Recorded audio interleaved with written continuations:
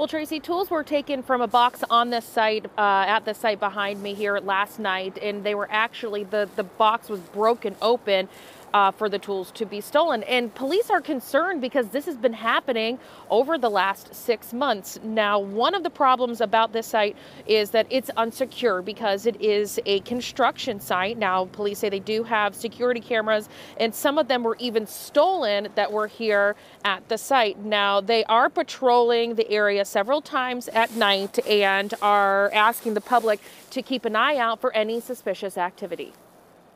We can get if you see somebody in the area or driving around the area, their vehicle doesn't look familiar to you or doesn't belong in the area, just if you could call the regular police department number, we'll have an officer come out and check it.